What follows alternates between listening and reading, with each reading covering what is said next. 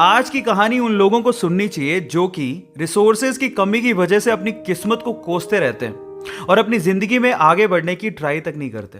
ध्यान से सुनिएगा। तो हुआ कुछ यूं कि एक लड़का काम की तलाश में गांव से बड़े से शहर में पहुंच जाता है। अब उसके पास पैसों की कमी होती है, इसके लिए उसे जल्द से जल्द नौकरी ढूंढनी थी।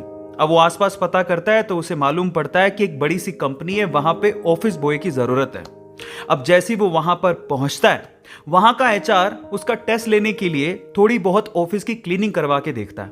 अब उसमें वो परफेक्ट होता है, तो वो एचआर उसे कहता है कि नौकरी तो तुम्हें मिल जाएगी, तुम एक काम करो, तुम अपना मेल आईडी दो, मैं तुम्हें जॉब लेटर भेजता हूं मेल पे।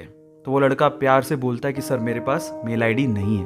तो वो एचआर क्या कहता है पता है? वो एचआर ये कहता है कि इस डिजिटल वर्ल्ड में जिसके पास मेल आईडी नहीं है वो एग्जिस्ट ही नहीं करता, और जो एग्जिस्ट ही नहीं करता उसे मैं नौकरी कैसे दूं?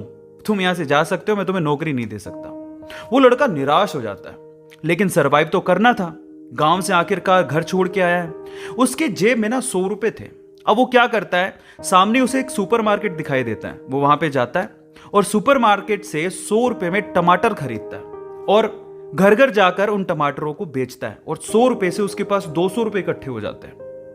अब वो बैठ के सोचता है कि यहां पर शहर में जो लोग हैं ना, वो इतने व्यस्त हैं कि वो सुपरमार्केट जाके शायद टमाटर भी नहीं खरीद सकते या रोजमर्रा की चीजें नहीं खरीद सकते। अब उसने ये सोच लिया और ये समझ लिया कि यहां पर पैसा कमाना आसान है, तो वो डेली ये काम करता, जाता सुपरमार्केट, सामान खरीदता, घर घर जाके बेचता। धीरे धीरे करके उसने 1-2 लड़के भी रख लिए। ऐसे करके बिजनेस बढ़ते चले गया और फिर उसने अपना एक ट्रक भी खरीद लिया।